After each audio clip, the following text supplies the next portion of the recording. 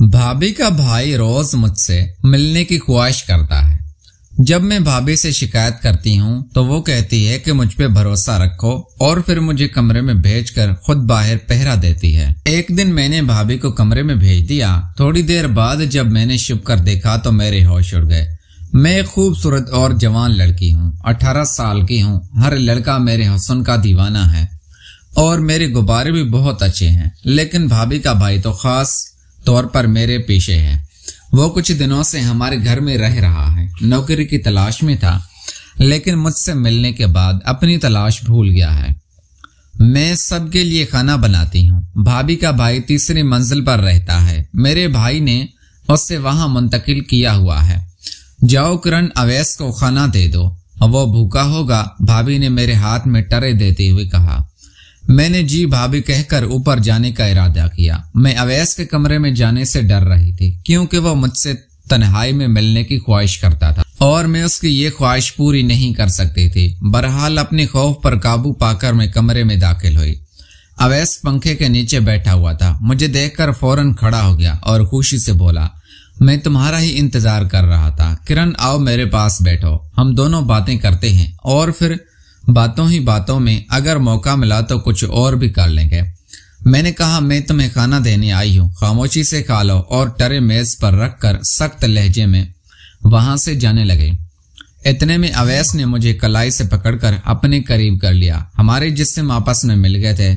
Please कोई शाम मेरे नाम कर दो, मैं तुम्हें पाने के लिए तड़प रहा हूँ।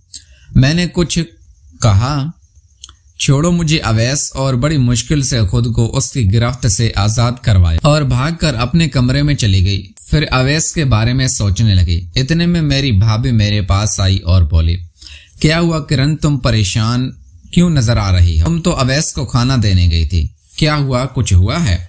मैंने कहा, भाभी आपका भाई खाने के बजाय मुझे अपने साथ कुछ करने पर मजबूर कर रहा है। जब से आया है वो मुझे उस काम के लिए कह रहा है, आप उससे समझाएं, मैं ये नहीं करना चाहती। भाभी ने मेरी बात सुनी तो हंस पड़ी और बोली, अरे पागल, तुम अवैस से इतना क्यों डरती हो? एक बार कर लो, तुम्हें मजा आएगा, फिर देखना वो तुम्हें हर दिन बुलाने लगेगा। मैंने कहा, लेकिन भाभी, अगर किसी ने हमें करते हुए देख लिया या फिर अगर भाई को पता चलेगा तो मुझे भाई से डर लगता है। भाभी ने कहा, तुम भरोसा रखो, जब तुम मेरे भाई के साथ होगी तो मैं बाहर खड़ी होकर पहरा दूंगी। अगर कोई आया तो मैं बता दूंगी। फिर उन्होंने मुझे जबरदस्ती अवैस के कमरे में भेजा और खुद बाहर से दरवाजा बंद कर दिया। मैं बहुत डर रही थी, क्योंकि यह पहला तजुर्बा था। मुझे नहीं मालूम था कि पहली बार क्या होता है और कैसे होता है।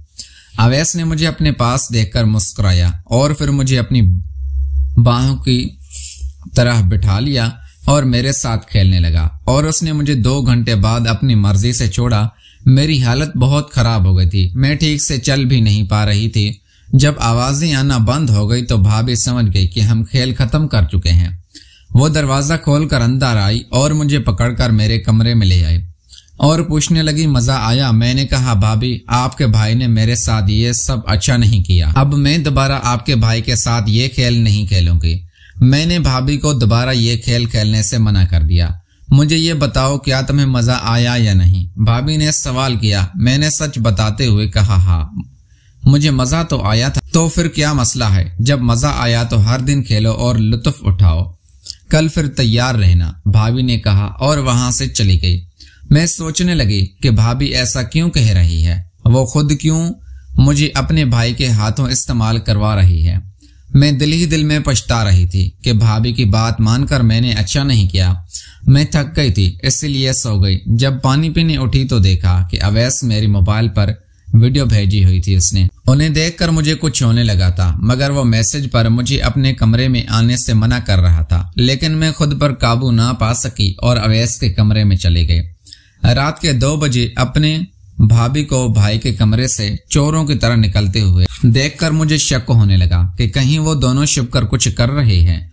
मैं वापस अपने कमरे में चली आई और सो गई। मेरे भाई सुबह 7 बजे ऑफिस चले जाते और रात 10 बजे वापस आते थे। सुबह उठकर मैंने भाभी से पूछा कि क्या आप रात वापस अवैस के कमरे में गई थी?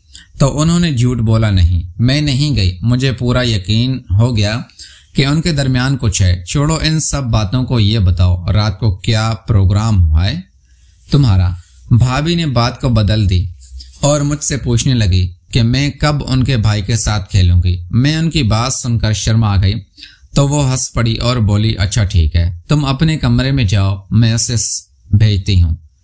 تو میں اپنے کمرے میں چلی گئی۔ کچھ دیر بعد اویس بھی آ گیا، پھر ہمارے درمیان باتیں ہونے لگی۔ جب میں نے اس سے پوچھا کہ وہ صرف میرے ساتھ ہی کیوں اور دوسری لڑکیوں کے ساتھ کیوں نہیں، اس نے کہا کہ مجھے تم میں کچھ خاص نظر آتا ہے، اس لیے میرے ساتھ وقت گزارنا مجھے اچھا لگتا ہے۔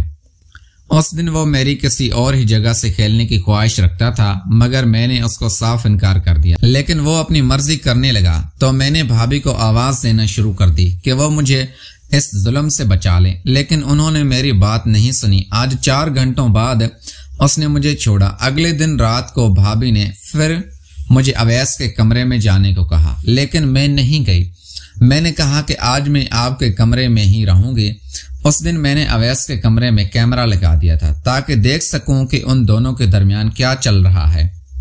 جب میں نے ان کے درمیان ہونے والی گفتگو وہ سنا تو میرے پیروں سے زمین نکل گئی، کیونکہ بھابھی اپنے بھائی سے کہہ رہی تھی کہ جتنا چاہے کرن کے ساتھ وقت گزار، لیکن خیال رکھ کہ میرے شوہر کو یہ بات معلوم نہ ہو، ورنہ ہم دونوں کی خیر نہیں ہوگی، اور کرن کو استعمال کرنے کے بعد اس سے اپنے راستے سے ہٹا دینا تاکہ کبھی بھی اس بات کا کسی کو پتہ نہ چل سکے۔ ان دونوں کی باتیں سن کر میری آنکھیں ابھر آئی، مگر میں اس وقت خاموش رہی۔ پھر دوسرے دن میں نے وہ ریکارڈنگ ان دونوں بہن بھائیوں کو سنائی تو میری بھابھی نے میرے پاؤں پکڑ لیے اور کہا اپنے بھائی کو کچھ مت بتانا ورنہ وہ ہمیں جان سے مار دیں گے۔ میں تمہاری شادی اویس سے کروا دوں گی، مگر تم یہ سچ کسی کو نہیں بتانا۔ میری بھابھی بہت خوف زدہ ہو گئی تھی۔ اپنی جان بچانے کے لیے اس نے میری شادی اپنے بھائی سے کرا دی۔ اگر میں سمجھداری کا مظاہرہ نہ کرتی تو ان دونوں بہن بھائیوں کے ہاتھوں ہمیشہ برباد ہوتی رہتی۔ اب میں اویس کی بیوی بن اسے ایک سبق سکھا رہی ہوں۔ پیارے دوستوں، میں امید کرتا ہوں آپ کو ہماری کہانی پسند آئی ہوگی۔ اگر ہماری کہانی پسند آئی ہے تو ویڈیو کو لائک کر کے چینل کو لازمی سبسکرائب کریں۔ ملتے ہیں اگلی ویڈیو میں۔ ویڈیو دیکھنے کے لیے شکریہ۔